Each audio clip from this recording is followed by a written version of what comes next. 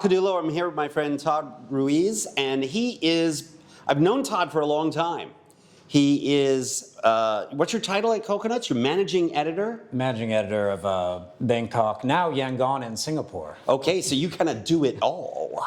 I'm always in the hamster wheel. There you go. And with all the free time that you have being a managing editor, you somehow came up with this idea to open this place.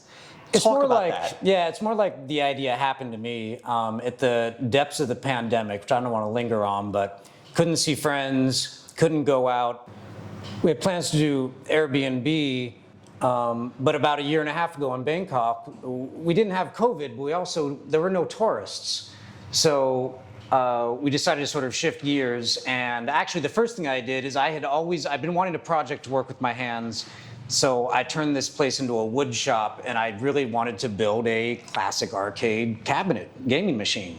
So I bought some saws, I looked at some YouTube videos, I downloaded some plans, and I got to work. And then after 3 months, that had turned into 3 machines. And then COVID still hadn't ended. So I thought, okay, I want to make these cool neon LED lights. So I learned how to do that. And sort of the pandemic never ended and the projects never ended until I had sort of recreated my middle-aged Gen X sci-fi 80s neuroses into the kind of place that I would want to hang out. And I hoped that when the pandemic ended, I'd be able to bring my friends into, they could come here and have a good time, yeah. So kind of a wannabe Blade Runner vibe. Blade Runner is probably the closest thing I have to a religion. Okay, see, that makes sense. That makes sense. Now, you said you turned this into a wood shop, but this is obviously not a wood shop now. Did you do everything that's in here?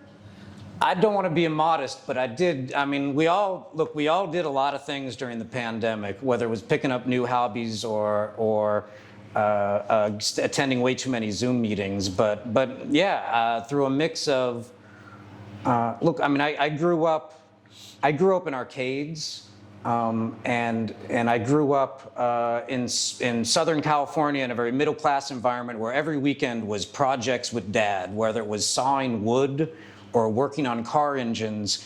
So I guess I had sort of a sense of overconfidence and a lot of YouTube videos.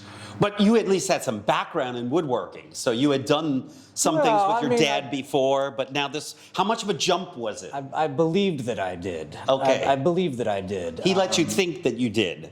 Yeah, well, I know how to use tools. Okay. So I got to make things anyway. So I found, on the internet, you can find plans for everything. You can download blueprints. So the reason I made the 3 arcade machines is because each one is a little different and has different sort of unique abilities. Because I really wanted to also, in an archival way, capture a fair amount of the history of the gaming by having the different control systems, the different display orientations, really to sort of be able to represent what's a fading era for a lot of my generation, which was a very key part of our youth, was this experience from the muscle memory of dropping the coin in the slot, to the loading screen, to choosing the characters in the games, to pushing the buttons and the combos. I mean, it's just it's a cultural thing.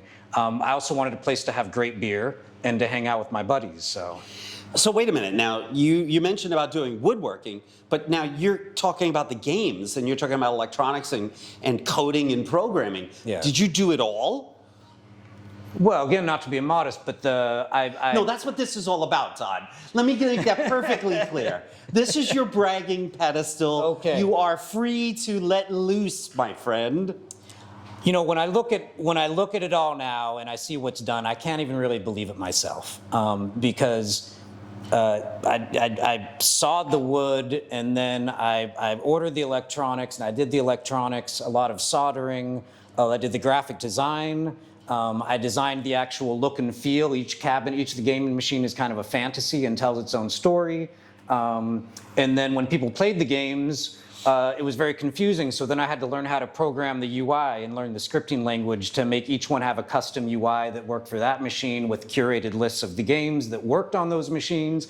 And then was probably several hundred hours of painstaking configuration of each game to work properly with the control sets and be usable by people coming in. They could drop a coin in and hopefully have no idea that any of that made it possible.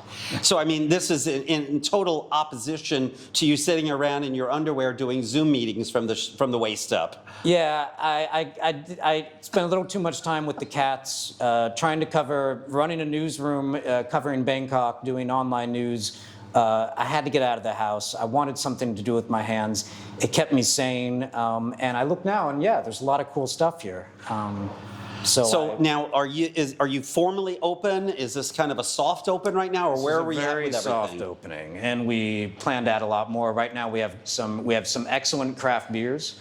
We've got some classic cocktails. We're going to be adding draft beer. We're going to be adding a lot more in the time to, including more gaming capacity as well. So you're going to let us know when that huge opening is going to be, and we're going to just descend on this place in mass. You bet, man. Game on. All right, there we go.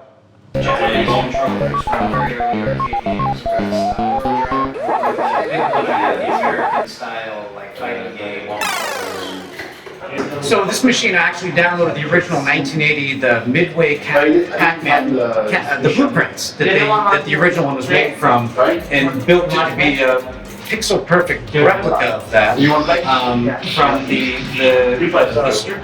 cabinet to the art. I did make some modifications with some instructions.